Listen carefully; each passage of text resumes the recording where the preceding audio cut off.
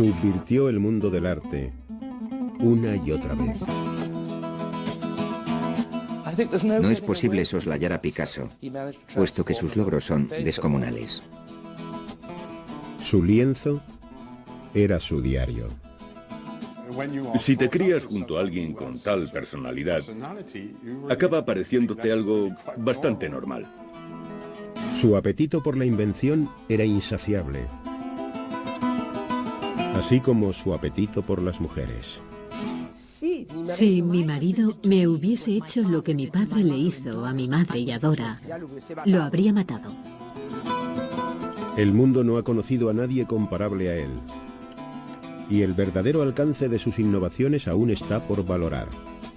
Para comprender a Picasso hay que convivir con sus gestos, con su lado oscuro, con su cruel barbarie en ocasiones, y también convivir con la fabulosa generosidad de su producción, de su obra. Pablo Picasso.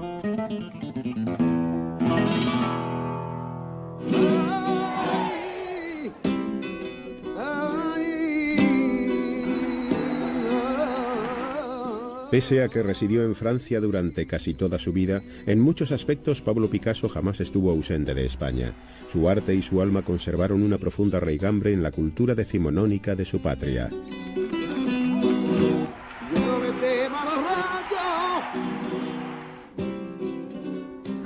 Yo diría que fue la quinta esencia del español, en su visión del mundo, en sus pasiones, en su miedo a la muerte. El corazón de la España meridional reside en Andalucía, la tierra natal del artista, una región cuya mismísima identidad se sume en la pasión y en el drama, en el amor y en la muerte. No obstante su cultura secular, la patria chica de Picasso, la ciudad de Málaga, al igual que la totalidad de Andalucía, sufría el menosprecio de los españoles más septentrionales que la consideraban provinciana. No debemos olvidar nunca que Picasso es un andaluz nacido en las postrimerías del siglo XIX. El concepto de machismo es netamente andaluz, y en efecto él se consideraba un tío macho. El padre de Picasso, don José Ruiz, era un refinado andaluz de clase media, aunque no por ello menos macho. Como la mayoría de sus amistades, era cliente asiduo de los burdeles malagueños. La madre de Pablo, doña María Picasso, contaba 23 años cuando José le hizo proposiciones matrimoniales, pero en poco tiempo asumió el papel de estricta matriarca española. Celebraron sus nupcias en diciembre de 1880. 10 meses después, el 25 de octubre de 1881, nacía Pablo. Como primogénito y único varón, Pablo era objeto de la adoración, casi veneración de su madre.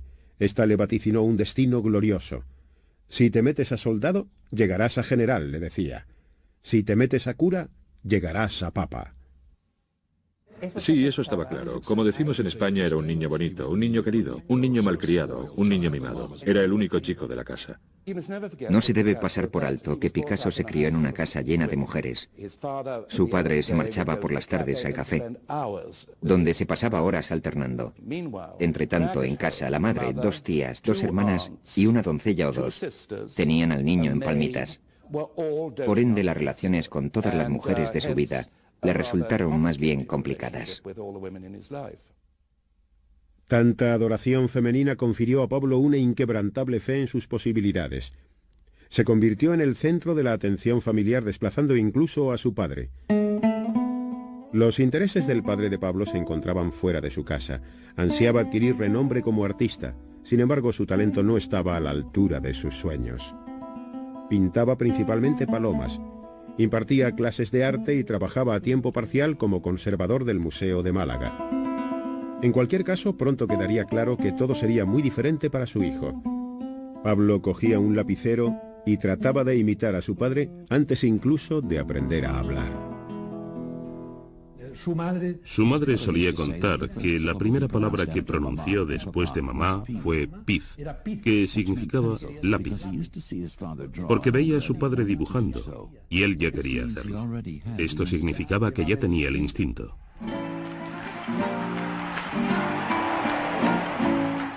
Amén del dibujo, lo que más fascinaba a Pablo eran las corridas de toros. Se trataba de una pasión típicamente andaluza en su poética de la muerte.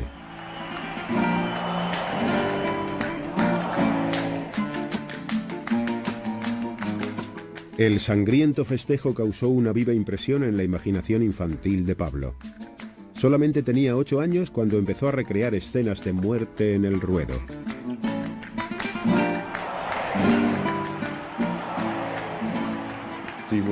Se le inculcó desde niño el amor por la tauromaquia. Su padre solía llevarlo a las corridas. Es el hombre imponiéndose sobre la bestia. También un baile, una maravillosa danza nupcial entre el hombre y el animal que conduce irremediablemente a la muerte. Es una épica historia de amor que acaba con la muerte. Todos cuantos trataron con el artista a lo largo de su vida quedaron desconcertados por la intensidad de su mirada, legado imperecedero de su cuna andaluza. Existe una curiosa expresión andaluza que es mirada fuerte. Se refiere a un mirar intenso, a adueñarse de un objeto con la mirada. Un amigo suyo de juventud decía: lo que me pasma de Picasso es que cuando mira una hoja de papel no queda nada de ella, tan fuerte es su mirada. Parece que va a arrancar la imagen del papel.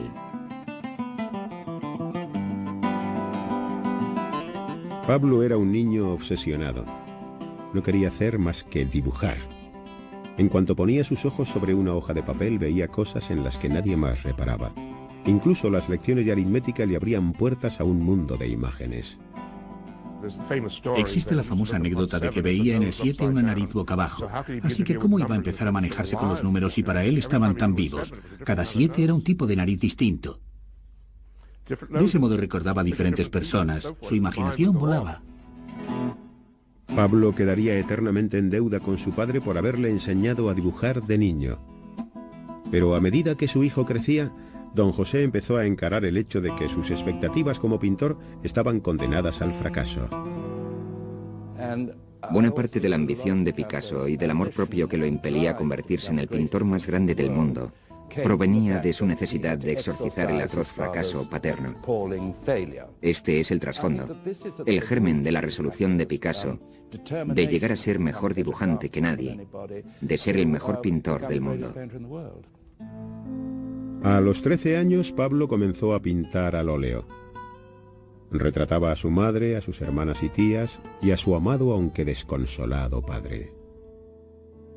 El primer retrato que Picasso realizó de su padre lo muestra bastante deprimido. Desde un principio sus retratos son muy psicológicos, aunque enormemente agudos.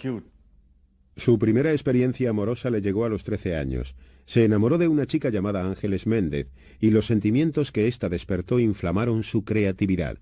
En su cuaderno de bocetos la representó como un ángel flanqueado por cupidos.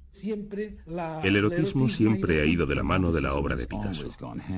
Cuando conoció a aquella chica, su obra se vio influida por sus sentimientos eróticos. Pienso que su genialidad quedó demostrada ya en 1893 o 1894. Su enamoramiento de Ángeles fue desatado, pero la inspiración que desencadenó fue mucho más que un capricho de adolescencia. En sus obras, tales como este retrato de una niña mendiga de la localidad, empezaba a dar muestras de la profundidad emotiva que se convertiría en el distintivo de su genio. En 1895, el padre de Picasso obtuvo un empleo en Barcelona, la urbe más cosmopolita de España. La mudanza desarraigaría al joven y cándido Pablo de la milenaria cultura meridional para trasplantarlo repentinamente en el mundo moderno.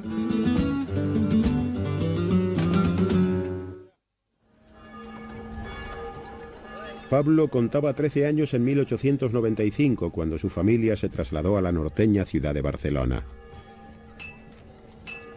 La prosperidad auspiciada por el auge de su economía industrial trajo asociadas huelgas, revueltas y protestas violentas por toda la ciudad.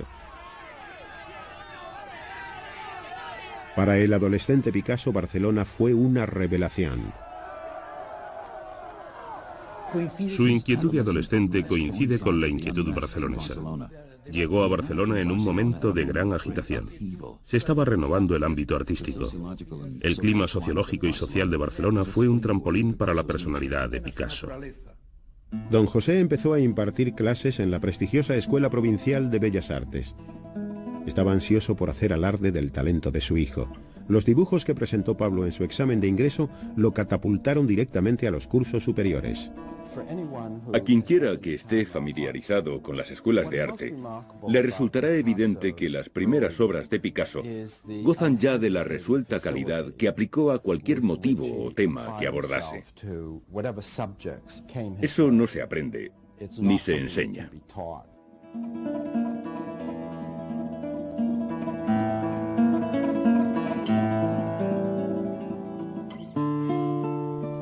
El talento de Picasso dejaba estupefactos a sus condiscípulos mayores y más sofisticados. Tras las clases, estos iniciaron a Pablo en las tertulias de café donde se reunían escritores y artistas.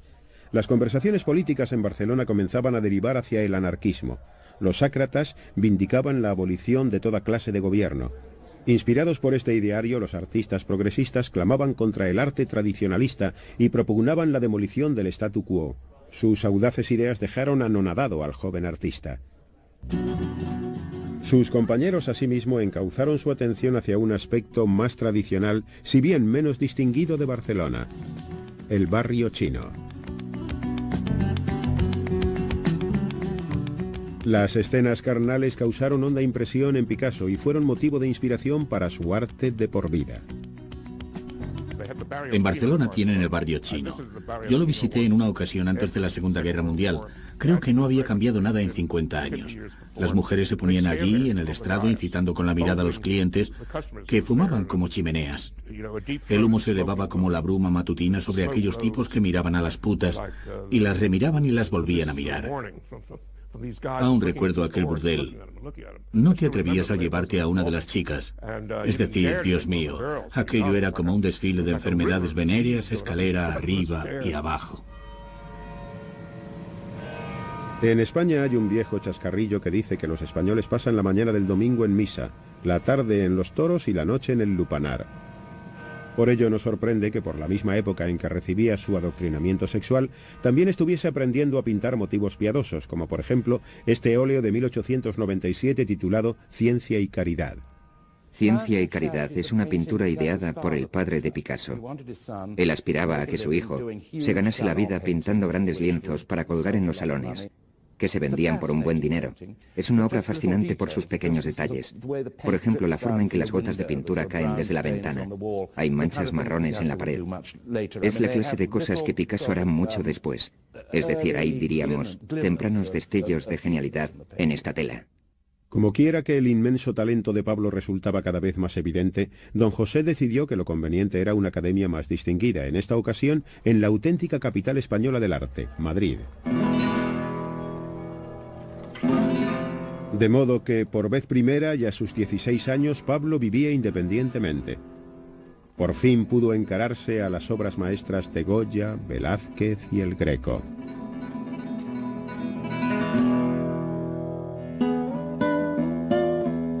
Sin embargo, Madrid carecía del vigor y la modernidad barceloneses.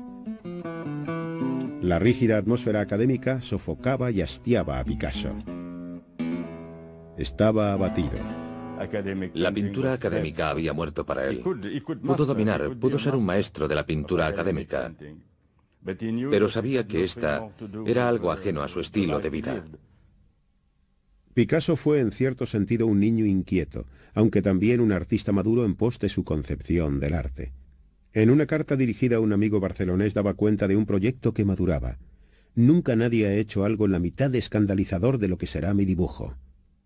Ya verás. Picasso es muy competitivo. Ya desde sus comienzos se mide con los pintores contemporáneos, así como con los maestros del pasado. Quiere conquistar el mundo, derrotar a estos grandes pintores y al mismo tiempo empaparse de ellos.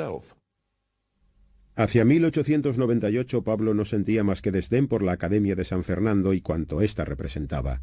Comprendió que su propio padre era una víctima irrecuperable de esta agotada tradición. Pablo decidió no seguir sus pasos y abandonó la academia. Este acto de rebeldía lo animaría a una nueva bravata. Su meta ya no era meramente superar a su padre. Picasso confió a un amigo: en arte hay que matar al padre.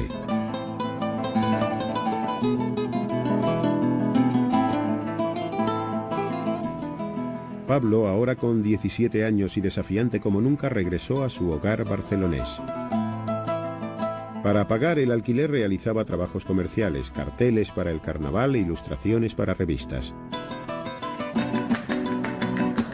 Pablo y sus amigos pasaban sus noches bebiendo y polemizando en el café Els Quatre Gats, cuartel general de la vanguardia barcelonesa.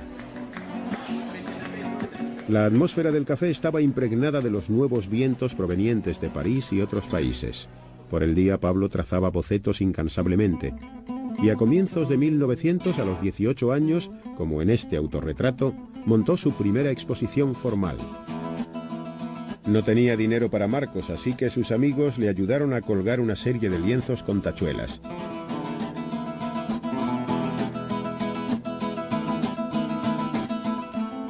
Acudieron los críticos. No obstante, sus reseñas fueron severas. Uno de ellos tachó a Picasso de irregular y descuidado. Mas pronto recibiría el aplauso de la crítica. Poco tiempo después de aquella muestra supo que una de sus telas había sido seleccionada para figurar en el pabellón español de la Exposición Universal, que se celebraría en París a finales de aquel mismo año. En octubre de 1900, poco antes de su 19º cumpleaños, Pablo y un amigo partieron hacia París. Miles de personas contemplarían su obra y, por si fuera poco, se disponía a saludar al nuevo siglo en la ciudad más moderna de Europa.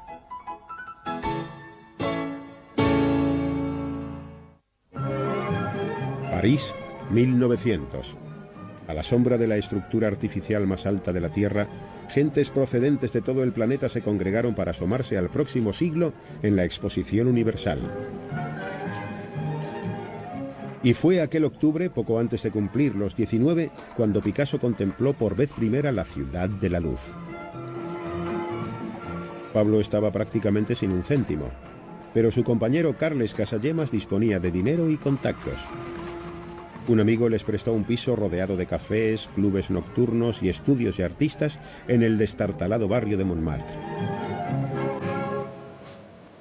En esta pintura Picasso retrató a su grupo de amigos españoles que apenas hablaban francés arracimados en Montmartre.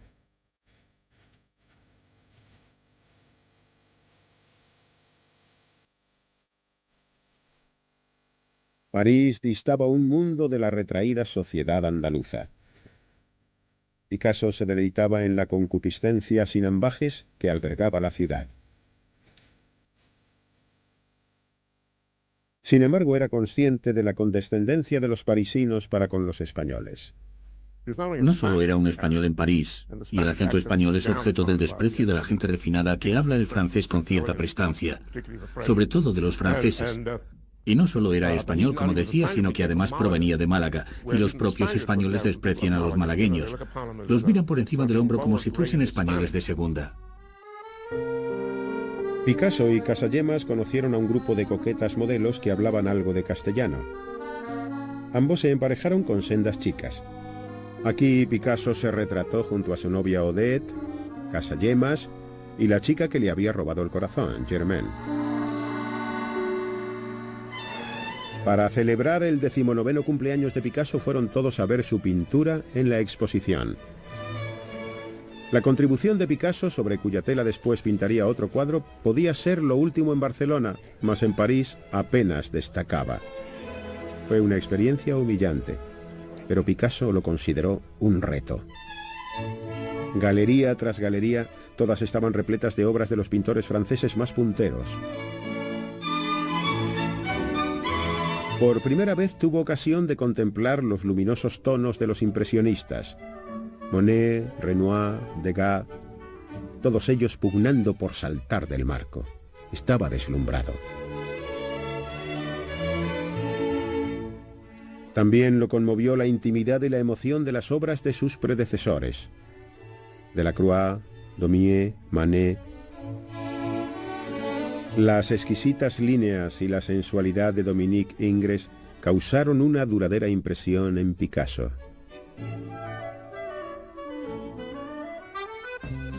Por las noches, Pablo y sus camaradas frecuentaban el Moulin Rouge y el Moulin de la Galette, tórridos salones de baile famosos por los cuadros de Auguste Renoir y Henri de Toulouse-Lautrec. En abierto desafío a estos gigantes parisienses, Picasso plasmó su propia versión. Con este lienzo entra directamente en liza con Toulouse-Lautrec y Renoir. Ambos pintaron el Moulin de la Galette y ambos habían realizado enormes y espectaculares cuadros del salón abarrotado con las bailarinas, el cancán y todas esas cosas. Creo que Picasso ya a esta edad se mide con los grandes maestros contemporáneos. Uno de los coleccionistas más vanguardistas de Francia adquirió la obra inmediatamente. A los pocos días de su llegada ya había vendido 3 pasteles. Esto lo alentó. Si su obra seguía vendiéndose bien, podría residir permanentemente en París. Pero por el momento Picasso y su amigo regresaron a España. Casagemas no soportaba la lejanía de Germaine y regresó precipitadamente a París para hacerle una propuesta matrimonial. Sin embargo, ella no compartía su entusiasmo y en febrero de 1901, encontrándose Picasso en Madrid, recibió una noticia terrible.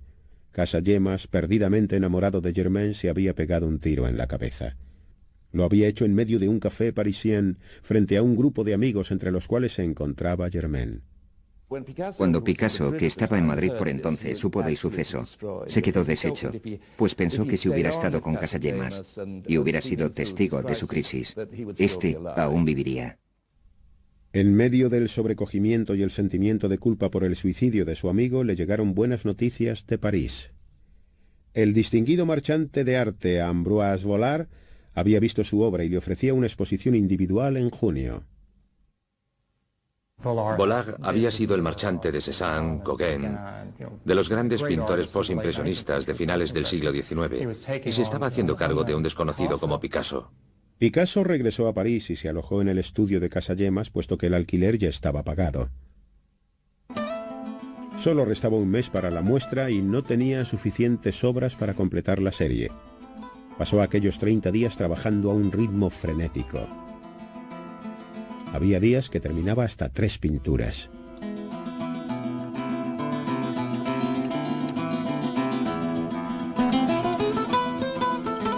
Pablo se deshizo del corriente apellido paterno, Ruiz, y comenzó a firmar su obra simplemente con el materno, Picasso.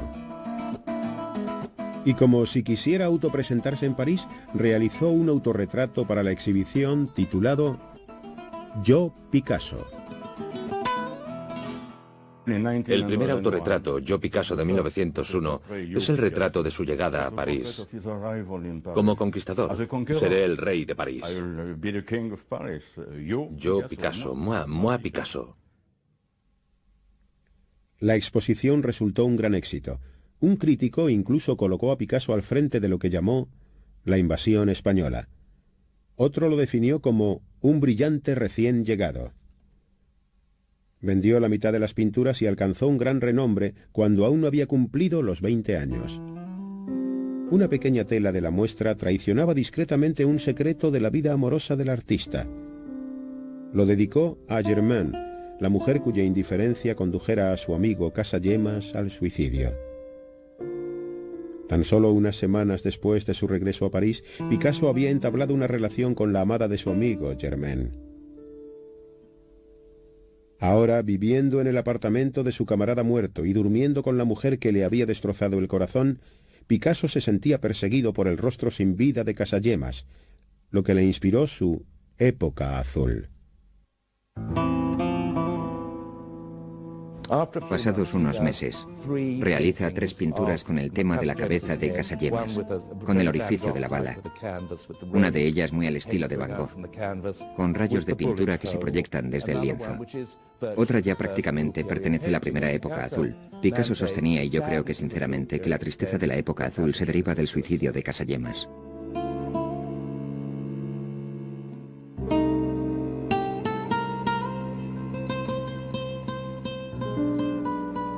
Picasso estaba profundamente deprimido.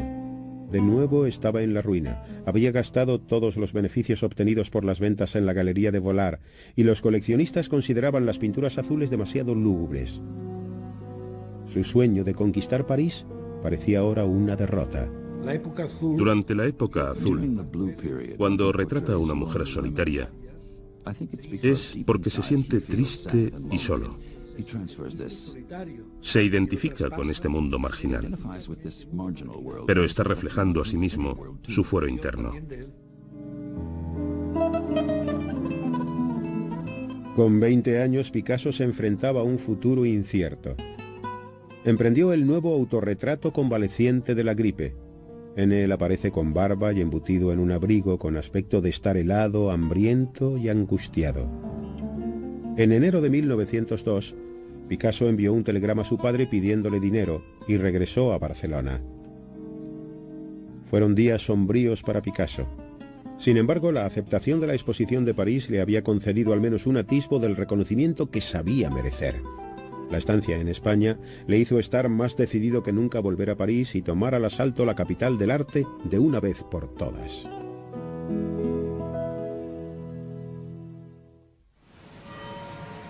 A comienzos del siglo XX, París era la capital suprema del arte mundial. En la ciudad estaba a punto de estallar una revolución artística, y las ideas vanguardistas se cocían en el bohemio distrito de Montmartre.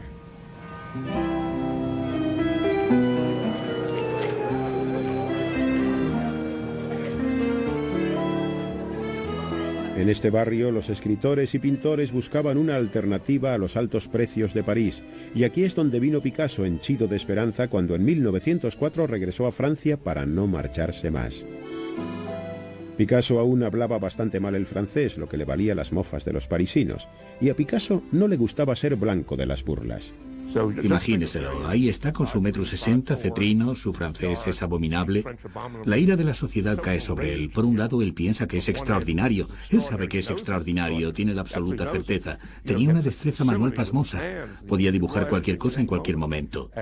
Y saber que está dotado de tal genialidad y al mismo tiempo sufrir el menosprecio de la sociedad, aunque fuera solo en cierta medida.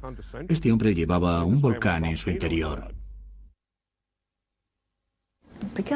Picasso era bajito, pero de constitución fuerte, así que su presencia física era tremendamente impactante y poseía un fortísimo magnetismo animal. Lo primero en que te fijabas, por supuesto, era en sus extraordinarios ojos, que eran de una intensidad absolutamente hipnótica. En las calles de Montmartre, Picasso se fijó en una voluptuosa beldad morena. Un día a su paso él le arrojó un gatito. Ella se rió. Su nombre era Fernand Olivier y trabajaba como modelo de artistas. Picasso la invitó a su estudio. Se hicieron amantes y en el plazo de un año ella se mudó al estudio de Pablo. Picasso estaba embelesado con la sensual Fernand, pero intensamente posesivo como era y aún poseído por el machismo español, tenía la sensación de que no era merecedora de confianza. La sociedad andaluza era de lo más anticuada en cuanto al trato a las mujeres. Picasso dijo a una vez: me gustaría que te vistieras de negro, que te cubrieras de pies a cabeza para que los hombres no pudieran poseerte con sus ojos. Para impedir que Fernand abandonase el estudio, Picasso le quitaba los zapatos, en ocasiones la dejaba encerrada. Sin embargo, Fernand soportaba la voluble personalidad de Picasso. Declaró que pese a que sus ataques de celos la asustaban, otras veces se comportaba tierna, amable y amorosamente. El encanto de Picasso compensaba con creces su mal francés y algunos intelectuales lo encontraron interesante. En octubre de 1904 conoció y trabó amistad instantáneamente con Guillaume Apollinaire, un joven y prometedor poeta vanguardista. El cosmopolita Apollinaire y el tosco Picasso compartían el amor por el circo y en cuanto podían permitírselo acudían al afamado Circo Medrano. Otras veces recorrían las calles buscando compañías ambulantes que actuaban por la voluntad. Enseguida, los mismísimos acróbatas, arlequines y tañedores de organillo que poblaban la poesía de Apollinaire hicieron su aparición en las pinturas de Pablo Picasso. Veía la vida a través del prisma del circo, el cómico ambulante, el vagabundeo por la vida como una especie de paisaje desértico. Y este símbolo del circo y del arlequín era muy propio del cambio de siglo. Picasso era español, un extranjero en París. Todos los emigrantes están un poco perdidos, un poco melancólicos.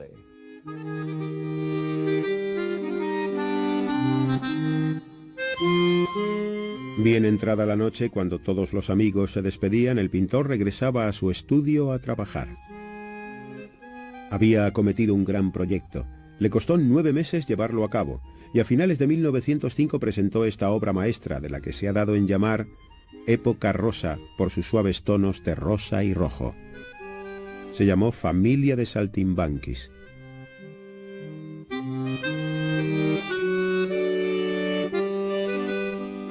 Aunque Picasso desconfiaba de los marchantes, sabía que no podía prescindir de ellos. Sin embargo, prefería que sus amigos le encontrasen compradores para sus lienzos. Un amigo lo puso en contacto con Gertrude Stein y su hermano Leo, unos ricos estadounidenses de cuyas paredes ya colgaban varias obras de Paul Cézanne y Henri Matisse. Leo y Gertrude Stein fueron de crucial importancia para Picasso, Matisse y un sinfín de grandes artistas del siglo XX. Estaban deseosos de comprar pinturas a precios razonables en un momento en que nadie más lo hacía. De ese modo trasladaron a muchos artistas a una esfera intelectual más amplia, que los convertía en algo más que pintores de mérito, en figuras vanguardistas del arte del siglo XX. En poco tiempo los Stein poseían 7 Picassos y empezaron a pagarle un estipendio regular a cuenta de otros trabajos. Los Stein le presentaron a otro pintor al que siempre consideraría un auténtico rival, Henri Matisse. Aquel mismo año, en Salón de Otoño, los radiantes colores de las pinturas de Matisse dieron que hablar al mundo del arte.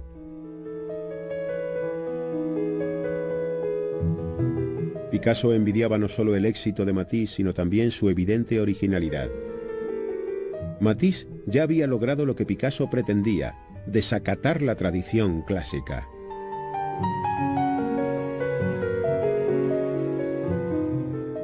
Esta tela, La alegría de vivir, realizada en 1906, coronó los logros de Matisse.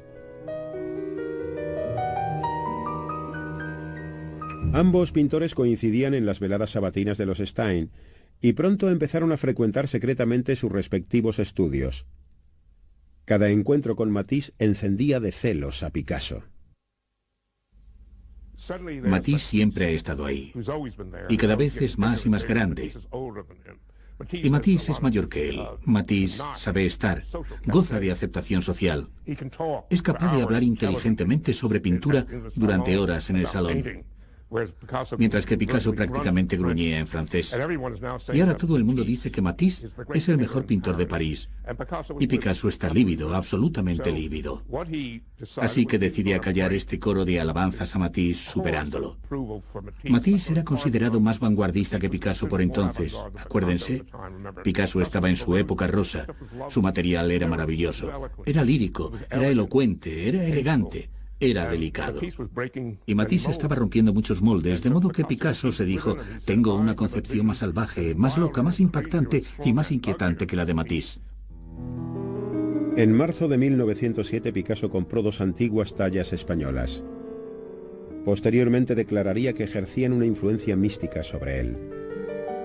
Picasso sentía despertarse su espíritu en su interior, cual si se tratara de un mensaje procedente de la antigüedad, y éste fuera capaz de dar nueva forma a su arte. Se aisló en su estudio. Tenía una idea para un cuadro, algo que nadie había hecho jamás. Sabía que sorprendería y confiaba en demostrar que él y no Matisse era el más grande, el pintor más radical de París. En 1906 las pinturas rosas de Picasso habían empezado a venderse bien y por primera vez tenía algún dinero en el bolsillo. Las ventas le dieron la confianza necesaria para experimentar, para dinamitar las convenciones y retar a su amigo y émulo, el rey del arte de París, Henri Matisse. Picasso escogió como motivo los burdeles de su primera juventud. Tenía que ponerse a trabajar y obtener algo verdaderamente sorprendente, realmente progresista, auténticamente iconoclasta, algo que hiciese picadillo a Matisse, de modo que se recluyó. Realizó cientos y cientos de estudios. Trabajó durante la primavera y el verano, un verano asfixiante. Imagínense a Picasso en aquella celda de aquel destartalado edificio en cueros vivos, con aquellas mujeres altas, mucho más altas que él, recreando su propia e infernal casa de putas. Y todo ello para convertirse en el gran revolucionario de la pintura. Recientemente había tenido ocasión de contemplar la nueva colección de arte africano del Museo del Trocadero. La ingenua fuerza de aquellas figuras lo inspiró para realizar algo igualmente tosco y rudo. Picasso fue siempre un ladrón. Comenzó robando el fuego sagrado del arte religioso español. Después pasó por la fase íbera. También se inspiró en la primitiva escultura neolítica española. De repente recurre al arte tribal. Se considera un chamán. Así que, como un chamán, Picasso conjuró a estos antiguos espíritus. Distorsionó los rostros, estilizó las líneas y torturó las formas.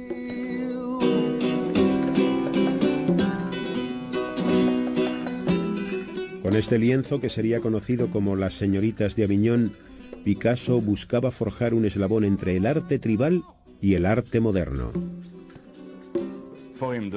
Para él, Las señoritas de Aviñón fue un modo de aplicar a su pintura lo que había aprendido de Gauguin y también de Cézanne. Pero quería realizar una pintura primitiva, que al tiempo fuese una obra que combatiese lo que él consideraba la civilización, la vida. Y por ello la concibió como una escena de prostíbulo. Picasso vertió en la obra sus experiencias personales, desde los lupanares de Barcelona hasta su inestable relación con Fernand, creando así una suerte de primitivo icono del terror que las mujeres causan a los hombres. Picasso consideraba que las mujeres se encontraban más cerca de los secretos del universo que los hombres y eran inmensamente peligrosas. Creo que las mujeres le provocaban intensas reacciones. Las adoraba y también las detestaba. Picasso bromeaba con que Fernand era una de las prostitutas de la escena burdelesca. Tras 5 años idolatrándola, había empezado a menospreciarla. Por vez primera, Picasso emplea el lienzo para expresar su desprecio por la mujer que había en su vida. Yo me aventuraría a afirmar que tenía una profunda relación con las mujeres. Por ende, si atacaba a una mujer, se ponía en contra de todas las mujeres. Picasso jamás esperó que el conservador público francés comprendiese Las señoritas de Aviñón. Estaba seguro, no obstante, de que sus amistades, los pintores y poetas de vanguardia, lo apreciarían. Sin embargo, uno tras otro acudieron para guardar un horrorizado silencio ante el lienzo. Ni siquiera sus amigos artistas lo comprendieron. Obviamente, resultaba muy distinto de lo que la gente consideraba hermoso, deseable, comprensible. Hoy día, resulta difícil explicar cuán extraordinariamente diferente era a todo lo anterior, puesto que estamos acostumbrados a ver reproducciones. Pero por aquel entonces creo que fue algo completamente inaprensible. Su colega André Derain vaticinó que su humillación sería tan desmesurada que lo conduciría al suicidio, que el cadáver de Picasso sería hallado colgando tras el cuadro. Aun su más leal patrón, Leo Stein, consideró la pintura un horrible revoltijo. Picasso se vio marginado por sus camaradas. Él quiso romper moldes, es cierto, pero no quiso provocar el escándalo. Picasso había creado la obra más innovadora desde el Renacimiento italiano. Sin embargo, y por el momento, dejó la obra en dique seco.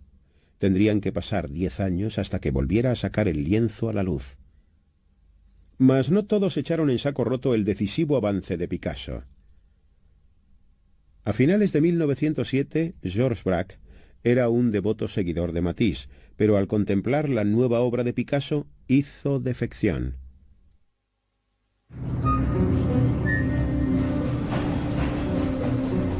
Picasso y Braque descubrieron que compartían un concepto. Ambos eran conscientes de que el mundo había cambiado más en la última década que en los últimos siglos. La vida de la nueva era estaba mecanizada, industrializada, psicoanalizada. El cine reemplazaba al teatro y la fotografía amenazaba con condenar a gran parte de la pintura a la obsolescencia. Picasso y Braque estaban haciendo trizas las antiguas reglas de la pintura, fragmentando literalmente la imagen tradicional. Comenzaron con los paisajes. Este es de Braque. Este otro de Picasso. Juntos encontraron el modo de romper el principio de la perspectiva que había regido la pintura desde el Renacimiento, según el cual los objetos se pierden de vista en la distancia. En lugar de ello, sus figuras saltaban a la superficie. Demostraron que a través del ojo humano que revolotea de objeto en objeto, el mundo es un lugar fragmentario, compuesto por reflexiones vislumbradas, fragmentos lumínicos y superficies irregulares. Juntos, Picasso y Braque estaban inventando el cubismo. Su colaboración con Braque es, desde luego, el acontecimiento más significativo de toda su carrera. El cubismo fue el punto culminante de la originalidad de Picasso y transformó toda la pintura del siglo XX. La cooperación con Braque prosperaba, pero su relación con Fernand se agriaba. Habían comenzado a pelearse constantemente y ella llamaba a Picasso niño precoz. En 1911 ella empezó a verse con otro hombre y pidió a su amiga Eva Guel que vigilase a Pablo. Pero Eva traicionó a Fernand. Ella y Picasso emprendieron su propia aventura. En cuestión de meses, él y Fernand rompieron y Eva pasó a ser la nueva mujer en la vida del pintor. Eva, una chica delicada y con clase, cuidó bien de Picasso. A sus 30 años creía haber encontrado el amor de su vida, la chica con la que quería casarse. En sus obras introducía referencias a ella como ma jolie, mi chica bonita.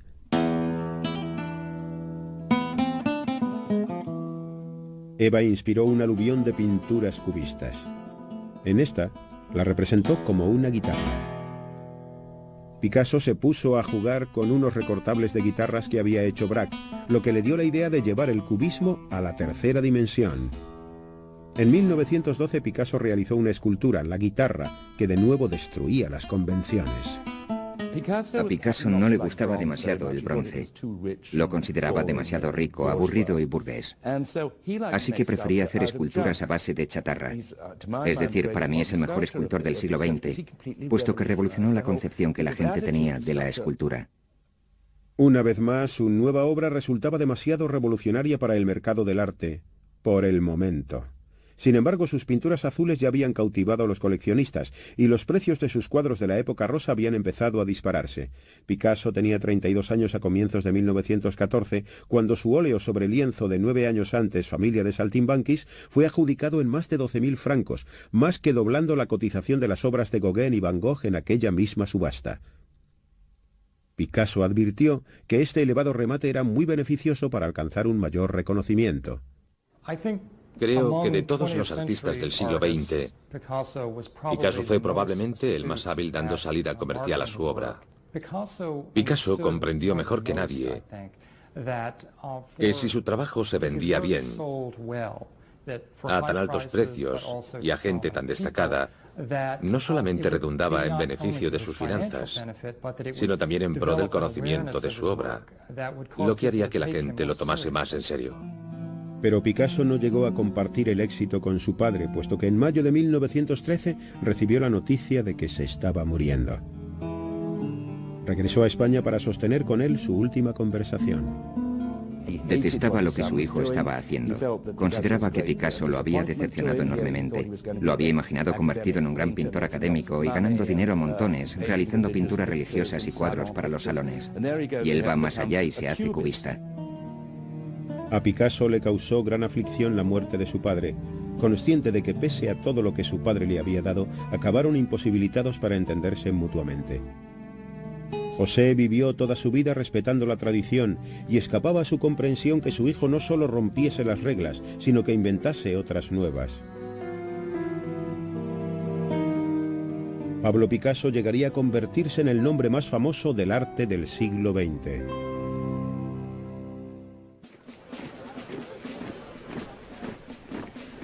En julio de 1914, Alemania declaró la guerra a Francia y el espíritu de París, la ciudad de la luz, se tornó oscuro. Los colegas más afectos a Picasso, Georges Braque y André Derain, se alistaron de buen grado, al igual que su amigo el poeta Guillaume Apollinaire. Picasso decepcionó a muchos al no presentarse como voluntario. Puesto que España era neutral, Picasso no tenía por qué luchar en la Primera Guerra Mundial.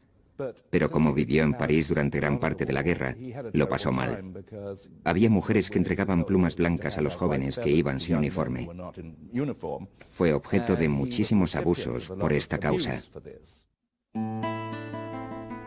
Poco después del estallido del conflicto, durante el verano de 1914, la amante de Picasso, Eva Guel, cayó gravemente enferma y tuvo que ser hospitalizada. Recorría andando todo París a diario para visitarla. Vio con alarma cuán rápidamente empeoraba. Escribió a Gertrude Stein: «Mi vida es un infierno». Eva falleció el 14 de diciembre de 1915, víctima del cáncer. En su siguiente carta a Gertrude escribió: «Mi pobre Eva ha muerto. Esto me ha causado un gran pesar y sé que la echarás de menos. Fue siempre muy buena conmigo». El profundo dolor y la trágica atmósfera de un París en guerra estuvieron a punto de sepultar al artista. Pero pronto hallaría un modo de evasión. Hacia finales de 1915 conoció al poeta Jean Cocteau, quien describió la presencia de Picasso como una carga eléctrica. Cocteau solicitó su colaboración en el diseño de la coreografía y el vestuario de un ballet en Roma. En febrero de 1917, Picasso se reunió con Cocteau y el ballet ruso en Roma. Roma era otra cosa. Se encontraba a muchos kilómetros del frente. Era lujuriosa, era sofisticada. Conoció a mucha gente extraordinaria. Jamás había visto algo semejante. Esta fue su iniciación en la vida social elegante y también en el mundo del ballet. Picasso estaba jubiloso. Le encantaba estar rodeado de gráciles y jóvenes bailarinas. Una de ellas en particular llamó su atención, una joven bailarina rusa llamada Olga Koglova. El artista quedó prendado de la espigada belleza y unos meses después le hizo proposiciones matrimoniales. Se casaron el 12 de julio de 1918 en la iglesia rusa de París. Mas incluso mientras pronunciaba los votos, Picasso aún albergaba sus dudas. Este matrimonio fue en cierto modo extraño, porque desde el principio hubo problemas. Creo que él se había dado cuenta de que no se llevarían bien, incluso antes de casarse con ella. El tren de vida de Olga era lujoso y aristocrático, y Picasso se complacía de su nuevo estatus social. Abandonó los cafés bohemios, empezó a pasar las tardes con Olga en la ópera o en fiestas de disfraces. Comenzó a vestir de etiqueta por primera vez en su vida. No verás a Picasso llevando corbata negra en fotos anteriores a la Primera Guerra Mundial. Y aquel fue el punto de inflexión. Cada vez que una nueva mujer entraba en la vida de Picasso, su arte viraba radicalmente. Cuando estaba con Fernand, pintó su innovadora obra maestra Las señoritas de Avignon. En la época de Eva inventó el cubismo. Ahora, con Olga como musa, Picasso dejó a un lado las refracciones cubistas y abrazó de nuevo el clasicismo, como en este sorprendentemente ortodoxo retrato. Olga se parecía notablemente a algunas de las mujeres retratadas por Ingres. El contorno del rostro, el conjunto de cualidades de su ser y aquella especie de tendencia neoclásica en el arte se puso en boga en Europa. Para Picasso fue simplemente una innovación más. El modo en que el pintor malagueño revisitó a los clásicos consistió en reinventarlos. De nuevo buceó en el pasado para crear un nuevo estilo radicalmente moderno.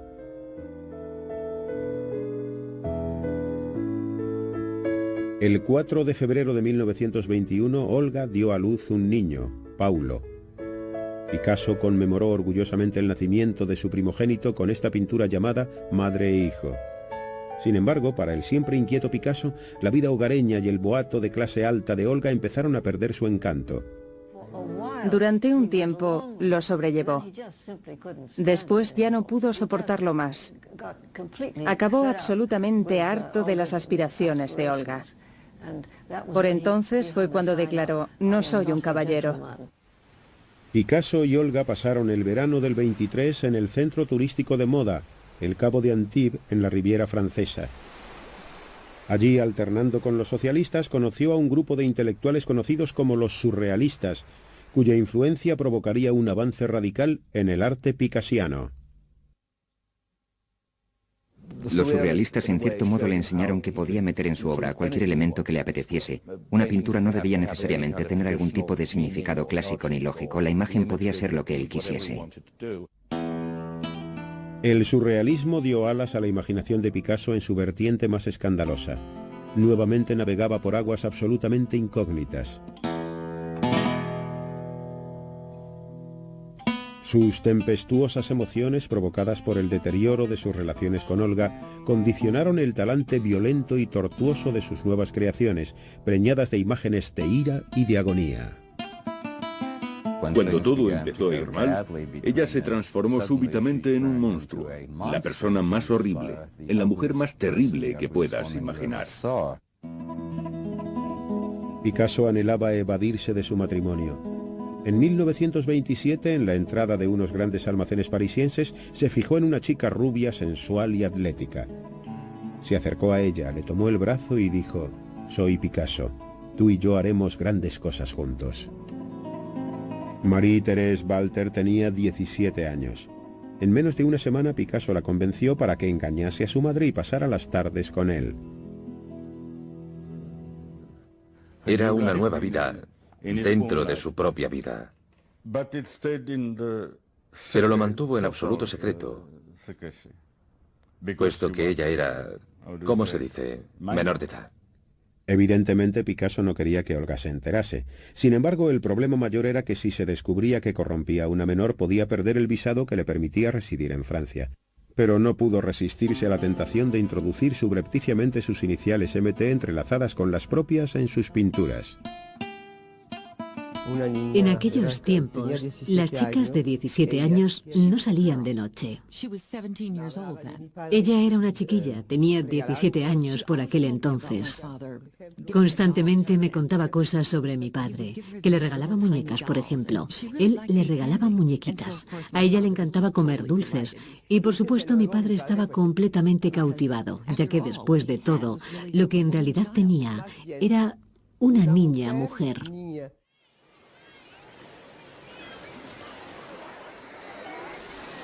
En 1928 Pablo veraneó con Olga por última vez en la costa atlántica, en Dinard.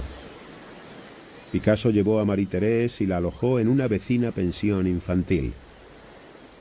Los retratos de Marie-Thérèse eran las obras más abiertamente eróticas que había pintado hasta la fecha.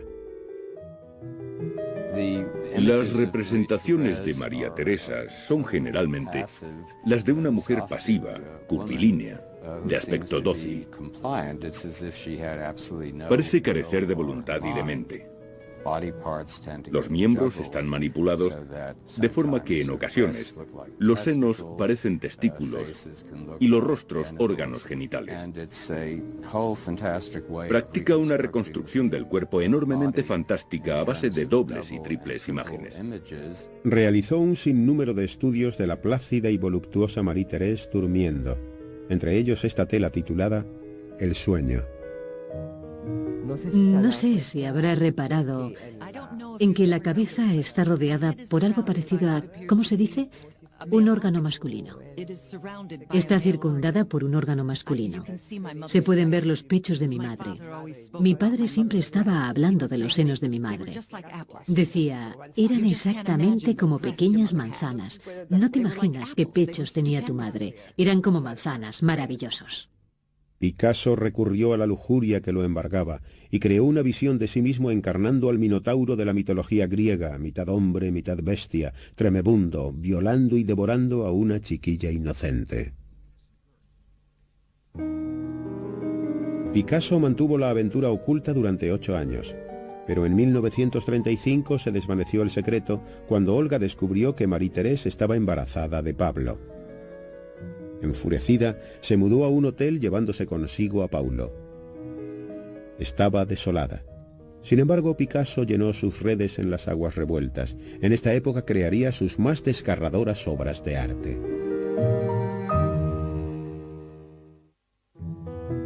En septiembre de 1935, cuando el artista contaba 53 años, su amante de 26, Marie-Thérèse Walter, alumbró una niña, Maya. Picasso estaba encantado con su hijita y la retrató adorablemente en actitud de jugar. Mas ni tan siquiera esta idílica vida con su amante y su hija pudieron refrenar al mujeriego Picasso. Antes de que su hija cumpliese 1 año, Picasso conoció a la fotógrafa surrealista Dora Maar. Picasso se sintió atraído por Dora En primer lugar, porque era hermosa. Tenía la clase de físico que él encontraba atractivo en las mujeres. Y hablaba castellano. Podían hablar en castellano y era tremendamente inteligente. Creo que todos estos aspectos de su personalidad y su temperamento le resultaron muy atrayentes.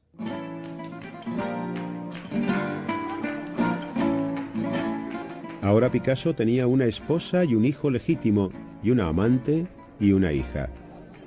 Dora se convirtió en su segunda amante. Picasso no parecía estar demasiado azorado por el complicado enredo. Más bien parecía alimentar no solo su ego, sino también su arte.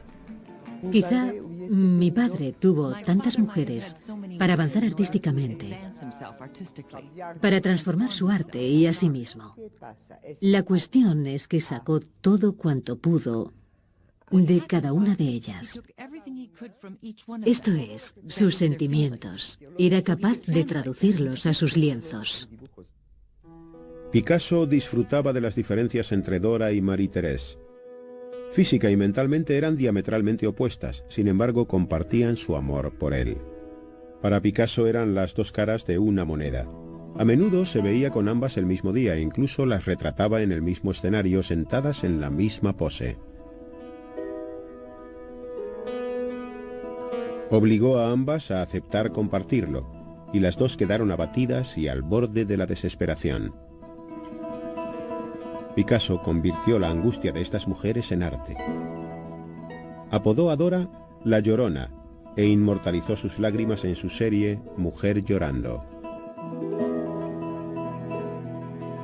Los retratos de Dora son extraordinarios. Era una mujer hermosa, y por el modo en que la trató, su representación es intensamente horrenda. No obstante, existe en ella una extraordinaria comprensión del lado más sombrío del alma humana. Un día de 1937, las dos atormentadas mitades de su vida sentimental se hallaron frente a frente. Ante la mirada de Picasso, Marie-Thérèse se encaró a Dora. Le dijo que dejase a Picasso en paz, que ella, Marie-Thérèse, tenía una hija suya y era su amante legítima. Imagínese enterarse de repente de que el hombre con el que te acuestas todas las noches, por las tardes se acuesta con otra mujer. Si mi marido me hubiese hecho lo que mi padre le hizo a mi madre y a Dora, lo habría asesinado. Picasso posteriormente declaró: «No me interesaba tomar una opción, estaba satisfecho con la situación». Lo único a lo que Picasso podía ser fiel era a su arte. Pero en 1937 obtuvo inspiración de un suceso ajeno a su propia vida. España estaba dividida por una cruenta guerra civil. El general Francisco Franco comandaba una rebelión contra el gobierno democrático con el afán de sustituirlo por una dictadura fascista, aliado con los nazis alemanes.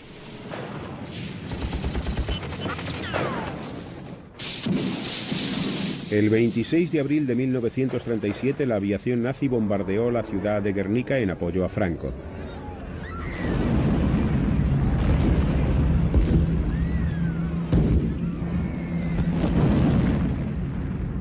Las imágenes de la carnicería horrorizaron al mundo.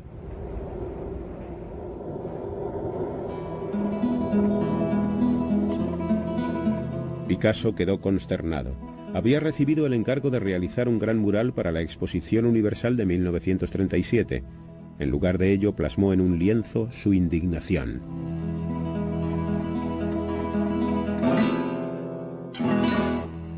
Pintó madres con sus hijos pequeños muertos, la matanza de los soldados, la masacre de los vecinos de la ciudad.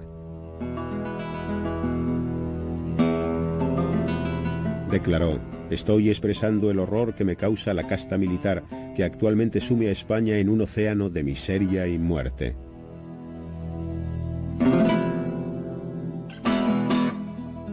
Su óleo, titulado simplemente Guernica, llegaría a ser la más famosa obra de arte del siglo XX y convertiría a Picasso en un héroe de la lucha antifascista internacional.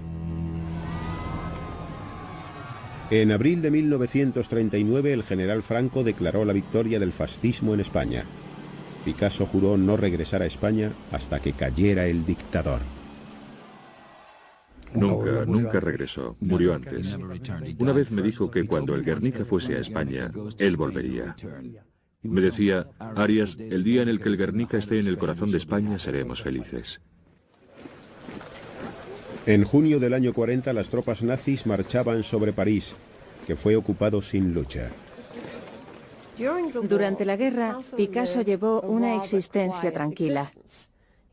Trató de no llamar la atención y, desde luego, no formó parte de la resistencia. Picasso no poseía una personalidad heroica, pasó miedo. Siempre se mostró muy preocupado por su propio bienestar, puesto que lo único importante en su vida era su arte. A medida que el Guernica viajaba por todo el mundo, se fue convirtiendo en un emblema de la terrible violencia de la guerra y asimismo en una poderosa arma contra el fascismo en la batalla por ganarse a la opinión pública. Guernica no solo fue una muestra del despertar político de Picasso, sino además una revelación estilística. Con él regresó a la simplicidad infantil y halló una nueva forma de acentuar la carga emocional presente en su obra. Él dijo en una ocasión: si coloco un ojo en su órbita, la gente da por hecho que hay un ojo. Si saco ese ojo de su cuenca y lo pongo en otro sitio, la gente le prestará más atención. Se produce una reacción de sorpresa. Ven el ojo de nuevo. A una joven artista que lo visitó en 1943, cuando tenía 61 años, le confió: hay que romper y desgarrar la realidad. Aquella visitante era Françoise Gillot y tenía 21 años. Picasso la invitó a volver y ella empezó a pasarse por su casa con frecuencia. Un día le pidió que se desvistiera para comprobar si su cuerpo se correspondía con su imagen mental.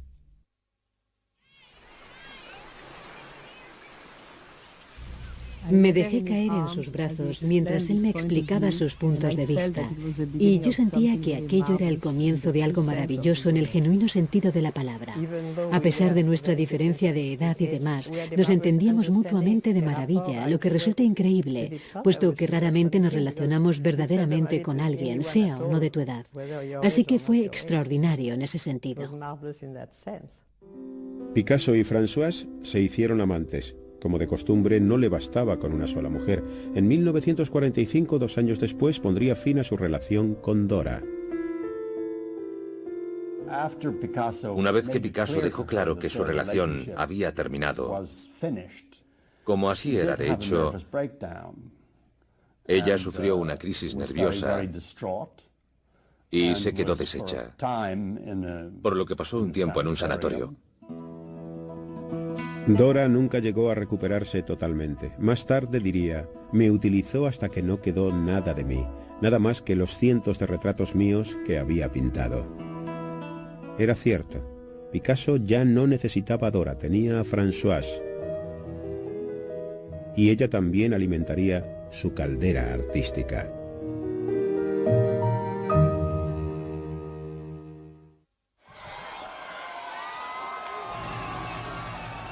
El 25 de agosto de 1944 los aliados liberaron París tras los crueles años de ocupación alemana. Aunque todos los países aliados contra el nazismo eran héroes para los franceses, a ojos de muchos, entre ellos Picasso, los soviéticos habían constituido la fuerza clave en la derrota del fascismo. El 4 de octubre de 1944, a los 62 años, Picasso se afiliaba al Partido Comunista Francés. A partir de aquel momento, no era solo el más famoso pintor del mundo, también era uno de los más famosos y ricos comunistas. Mientras que Picasso se rodeaba de un séquito, su antiguo rival Henri Matisse trabajaba prácticamente recluido en el sur de Francia. Matisse estaba enfermo y solo abandonaba la cama durante 1 hora o 2 diarias. En 1946 Picasso llevó a su nueva amante, Françoise Gillot, a visitar a Matisse. Este, al ver a Françoise, sintió la inspiración de pintar su retrato. Le dijo que representaría su cabello en verde oscuro y su cuerpo en azul pálido. El antiguo émulo volvía a exacerbar los celos de Picasso. Se apropió de la idea de Matisse y pintó a Françoise como la mujer flor, con el cuerpo azul pálido y el pelo verde oscuro.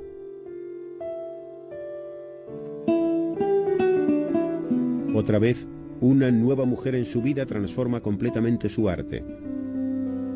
En esta ocasión su obra se torna alegre y luminosa como nunca.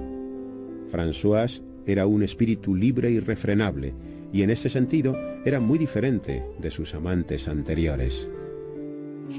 Era muy diferente a Dora. No creo que Picasso le diese demasiado miedo. Pienso que a Dora sí. Dora, como la mayoría de la gente, se sentía intimidada por él.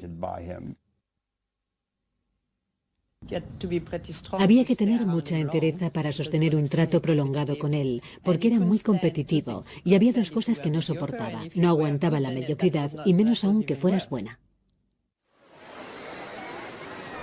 Picasso la persuadió de que lo que realmente necesitaba era tener un hijo con él, puesto que eso le haría ser menos intelectual. Estaría, le dijo, más en contacto con la naturaleza. El 15 de mayo de 1947 nació su hijo Claude. Picasso descubrió con agrado que su hijo compartía su fuerte personalidad. Además, el padre ya no era el único que disfrutaba, provocando celos. Fuimos a visitar a Matisse y yo volví muy impresionado. Le dije, ya sabéis cómo era mi padre y también mi madre. Le dije, Matisse es un gran pintor. Y mi padre me respondió, ¿y yo qué? No es lo mismo, no es lo mismo. Vete a jugar con tus cosas. Pero es un gran pintor. Y mi padre se subía por las paredes. A Picasso le encantaba la energía que sus hijos habían aportado a su vida. Sin embargo, a medida que crecieron, se hizo más crítico e intolerante, especialmente con su primogénito Paulo. Recuerdo que en una ocasión, en Vallauris, Paulo estaba sentado a la mesa después de comer. También había más gente. Y Picasso señaló a Paulo y dijo, ¿no es terrible para un hombre como yo tener un hijo como ese? Algo terrible. En 1947 Picasso descubrió la cerámica tradicional de Vallauris, población situada sobre las colinas que dominan Antibes. Instantáneamente concibió innumerables ideas que deseaba experimentar con la cerámica. Vallauris contaba además con otra atracción. Era la plaza fuerte del Partido Comunista francés. En 1948 él y Françoise compraron una casa allí. Picasso se sentía en Vallauris como pez en el agua y sus convecinos lo adoraban. Nos lo pasábamos muy bien. Picasso solía decirme, Arias, un día sin risa es un día perdido. El estudio de Picasso era un hervidero de visitantes. Acaparaba la atención por el día y por la noche la empleaba en su trabajo. Al anochecer te dabas cuenta de que aunque te lo habías pasado muy bien, aunque todo había sido muy tranquilo, sufrías un agotamiento nervioso. ¿A qué se debía? A que él extraía la energía de todo el mundo. Era en cierto modo como un vampiro. Picasso era por entonces una superestrella internacional, una celebridad tal que no tenía parangón con ningún otro pintor de la historia.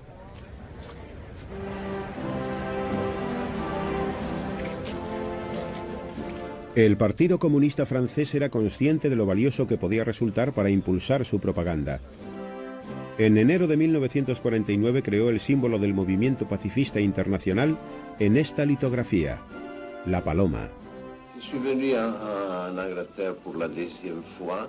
I am in England, he said, for the second time for the Peace Congress, and I hope for success for this magnificent cause. Picasso detestaba viajar, pero en 1948 tomó por primera vez un avión para asistir a varios congresos pacifistas promovidos por los comunistas. Al año siguiente, en 1949, nació el segundo hijo de Pablo y Françoise. La niña recibió el nombre de Paloma. Puesto que Picasso estaba cada vez más atareado, Françoise debió hacerse cargo tras el telón de todas las responsabilidades. Mantenía el estudio y cuidaba de sus hijos. Picasso atraía constantemente a nuevos admiradores. Pero si intimaban con él, indefectiblemente acababan conociendo a su otro yo. Y así le sucedió a Françoise. Podía ser la persona más encantadora del mundo, o cómo habría podido cautivar a tantísima gente. Así que su trato era arrebatador. Cuando te tenía completamente a su merced, empezaba a comportarse de un modo desagradable de vez en cuando, no tan desagradable como cruel. El carácter de Picasso, próximo a los 70 años, no daba muestras de endulzarse con la edad. Antes bien, al contrario. En el verano de 1951, 2 años después de nacer Paloma, emprendió una breve aventura con una joven llamada Geneviève Laporte, de tan solo 23 años. Françoise supo de su nuevo lío y comunicó a Picasso que lo abandonaba. Una gran parte del ser del pintor estaba enraizada en la España decimonónica, donde tenía su cuna, por lo que deseaba conservar a ambas mujeres según su costumbre, pero Françoise se negó en redondo.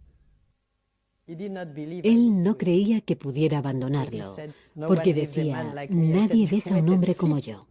Le dije, espera y verás. Por supuesto, cuando me marché, se puso completamente furioso y estuvo en guerra declarada conmigo mientras vivió. En septiembre de 1953, Françoise cogió a sus hijos y se marchó para no volver. Era la primera vez que una mujer dejaba a Picasso. Estaba aturdido y no soportaba haber sido abandonado, con el fantasma de Françoise rondando por la casa. De un modo característico trató de borrarla de su entorno con este lienzo de 1953. Creo que psicológicamente es muy interesante, pues muestra a mi madre cerniéndose sobre Paloma y yo. Y yo estoy escribiendo o dibujando algo en una hoja en blanco, que es el futuro. Y la madre está encima de sus hijos, como si se preocupara por el porvenir. Data más o menos de cuando mi madre lo dejó. Nos fuimos todos, y posiblemente se preguntaba qué le deparaba el futuro. Al final de su vida, Picasso estaba muy aislado, puesto que él mismo se lo había buscado, por así decir. Tenía una faceta autodestructiva. Porque en ocasiones era destructivo, es decir, que destruía a los demás, pero acabó destruyéndose a sí mismo. A Picasso lo aterraban la soledad, la muerte y perder sus facultades de pintor. Pero abandonarse a uno solo de estos terrores era más de lo que su colosal ego podía permitirse. Continuó trabajando con una intensidad tal que habría agotado a cualquiera con la mitad de sus años.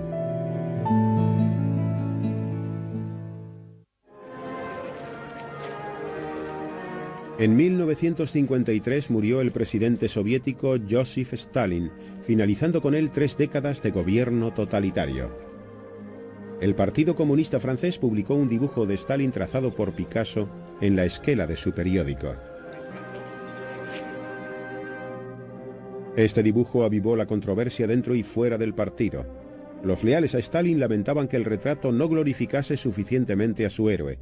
Los no comunistas encontraban contradictorio que el autor de Guernica permaneciera indiferente ante el terror y la brutalidad del régimen stalinista. Ciertamente, no era completamente ignorante de los sucesos que se desarrollaban al otro lado del telón de acero. Hasta su muerte, permaneció en el partido, le fue fiel, lo defendió siempre que tuvo ocasión y jamás lo censuró ni lo criticó públicamente en modo alguno. Picasso nunca cedió en su postura ni un ápice, pero la polémica lo dejó perplejo. Por si fuera poco, todo sucedió en una de las etapas más oscuras de su vida. Françoise se había marchado y no soportaba vivir solo en la casa que ambos habían compartido, rodeado de sus retratos. El invierno de 1953 a 1954 fue muy duro para Picasso. Estaba solo en Valory. Podrías decir que debería haberse ido a un hotel. No, vivió solo. Fueron tiempos muy difíciles. En poco tiempo, una nueva mujer apareció para llenar el hueco dejado por Françoise. Jacqueline Roch tenía 27 años y se dedicaba a la alfarería en Vallauris. Picasso se quedó admirado por su extraordinario parecido con una pintura del maestro romántico Eugène Delacroix, Las mujeres de Argel. Realizó 15 pinturas de su reciente amante al estilo de las odaliscas de Delacroix. Jacqueline se mudó a casa de Picasso y le ofreció una devoción rayana en la esclavitud que al mismo tiempo le concedía un control casi absoluto sobre la vida del pintor. Lo que Jacqueline podía ofrecer a mi padre era algo muy diferente a lo que le habían dado Françoise, Dora Maar, mi madre, Olga. Era muy sumisa.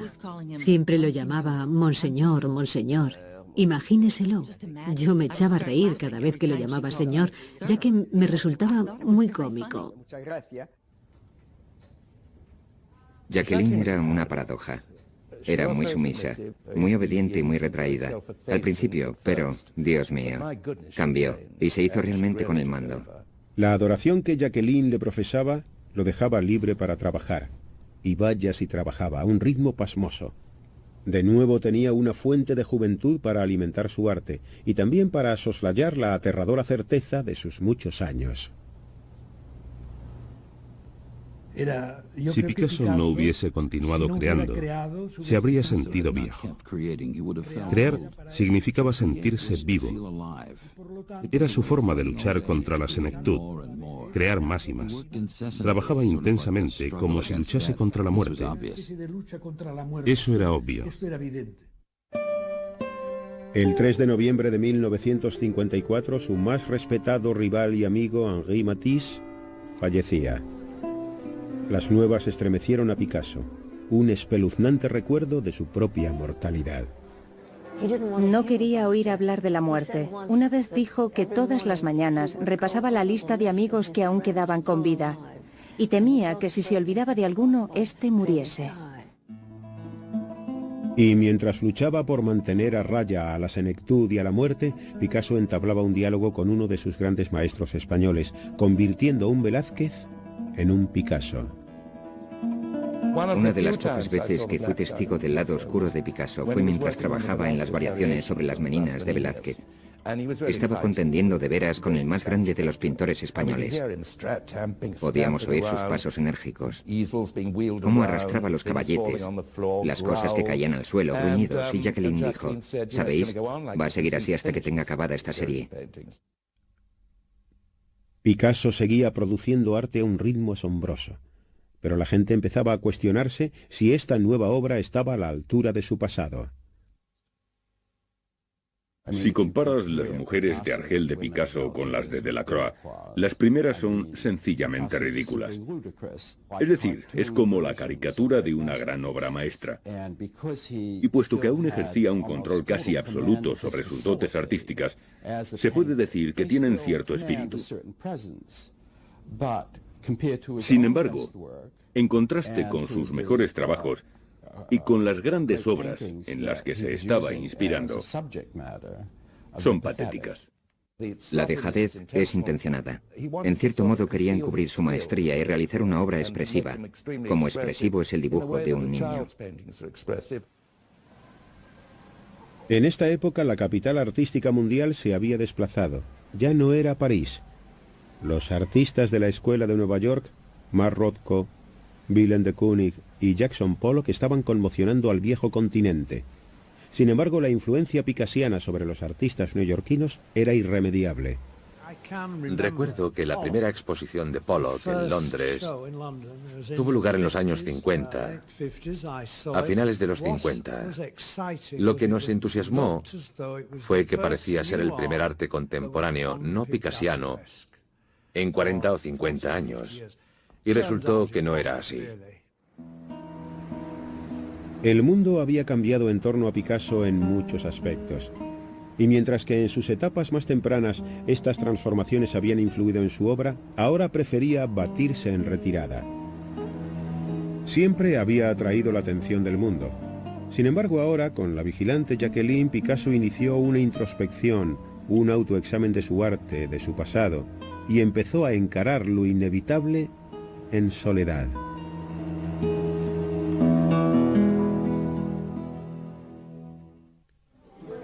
El 2 de marzo de 1961, a la edad de 79 años, Picasso pronunció los votos del matrimonio por segunda vez.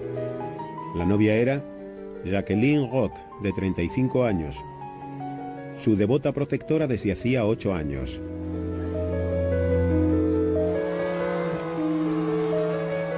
El pintor era una leyenda viva, pero incluso con 80 años le aterraba dormirse en los laureles.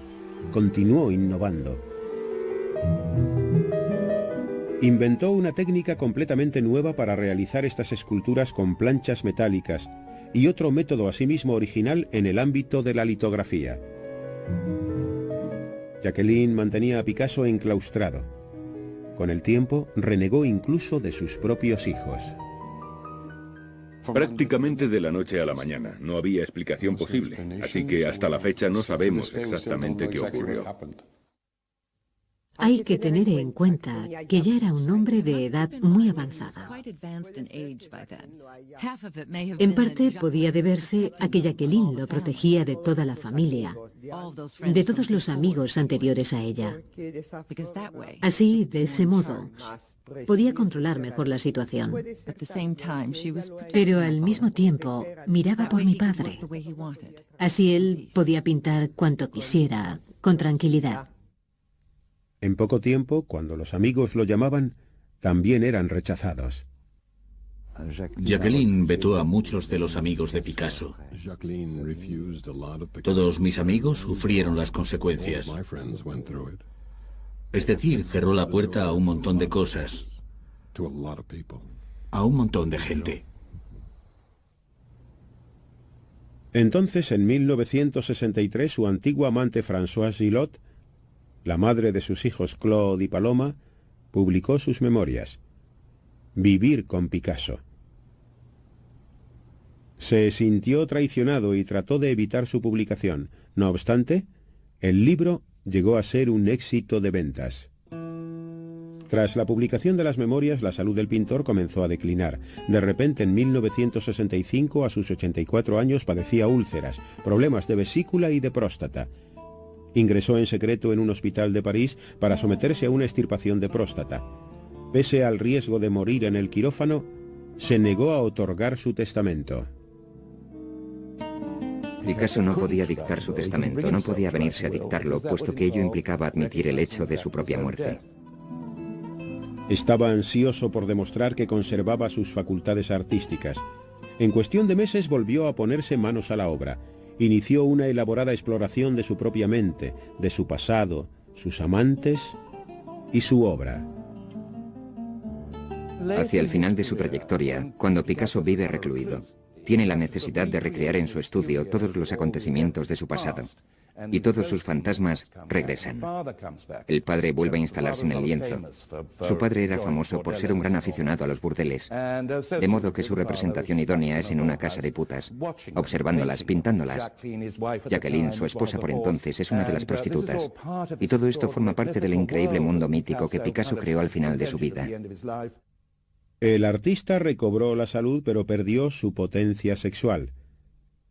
Para un hombre cuyo arte y cuya mismísima identidad se fundamentaban en su apetito sexual, esta pérdida suponía una catástrofe. Sus nuevos trabajos reflejaban quizá más que nunca su obsesión por el sexo. Comparaba lo que le estaba sucediendo a su vida sexual de anciano con lo que sintió cuando se vio obligado a dejar de fumar. Decía que el apetito permanece aún después de perder la facultad. Opino que era consciente de que lo mismo le ocurría con su arte. El apetito y la ambición perduraban, pero sus aptitudes creativas estaban mermadas. En 1972, a punto de cumplir los 91, el artista cometió un autorretrato. Había pintado autorretratos de todas las fases de su vida.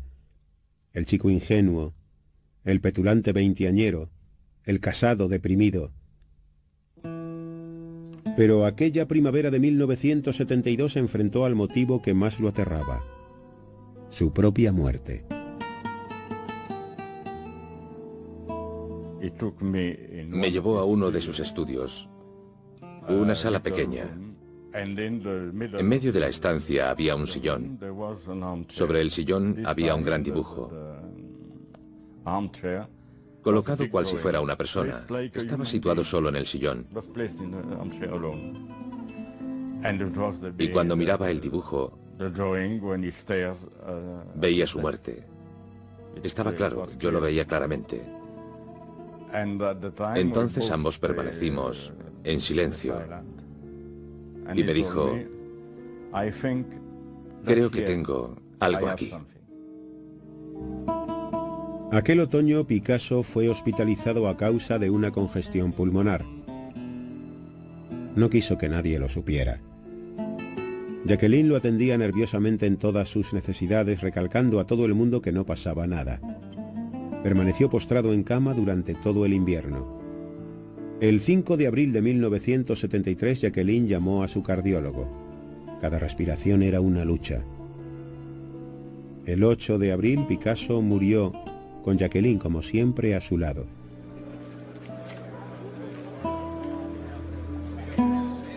Su hijo Paulo asistió a la inhumación, así como un puñado de amigos. Sin embargo, el resto de la familia no fue admitido. El día del funeral estaba nevando.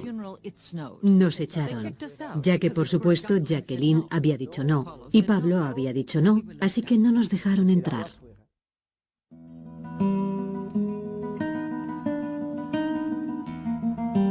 La muerte del pintor desencadenó una serie de trágicas repercusiones en el seno de su familia.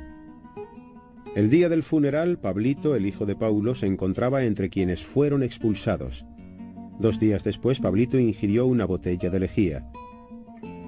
Sobrevivió al suicidio frustrado, pero su sistema digestivo quedó destrozado y falleció 3 meses después. 2 años más tarde, el padre de Pablito, Paulo, el único hijo legítimo de Picasso, murió a la edad de 55 años a causa de complicaciones derivadas del abuso alcohólico. En 1977, la amante de Picasso, Marie-Thérèse, se quitó la vida, mas no sería la última. La muerte de Picasso fue dolorosa para todos sus seres queridos. Sin embargo, su viuda Jacqueline jamás logró recobrarse de la muerte del hombre que había sido su maestro. Se quedó absolutamente deshecha por la muerte de Picasso. Engullía pastillas, bebía una barbaridad. Se encontraba en un estado de colapso nervioso. Fue muy doloroso y difícil. Cada vez que pasaba por el salón, donde había una gran fotografía de Picasso, ella decía: «Buenos días, monseñor. Te adoro, monseñor». El 15 de octubre de 1986, Jacqueline Picasso se suicidó. Tenía 60 años. La personalidad de Picasso era un tiempo seductora y repulsiva, así como lo era, a decir de muchos, su arte. Se entabla una dialéctica entre lo horrendo y lo hermoso en la obra y en la vida de Pablo Picasso. Los vínculos entre su existencia y su arte seguirán siendo materia de especulaciones para las generaciones venideras. Si quieres examinar el carácter de Picasso, se revela como un hombre bastante corriente, con un montón de vetas malignas. Si observas su obra, es uno de los 2 o 3 artistas más grandes que en el mundo han sido. Me quedo con eso. Dadme al gran artista y yo lidiaré con todo lo demás.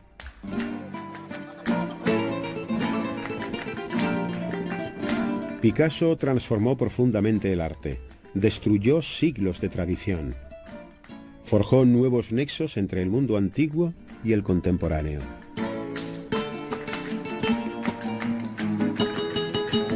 Nos legó un colosal corpus artístico que plasma todas las desgarradoras contradicciones de la vida moderna. El arte del siglo XX será siempre recordado por los nuevos y radicales caminos que Pablo Picasso nos enseñó a ver. Creo que a muchos les encantaría que Picasso desapareciese, puesto que aún domina la escena, pero no creo que llegue a desaparecer jamás porque sus logros son descomunales. Aún hoy, mucha gente no comprende los senderos que abrió, las posibilidades.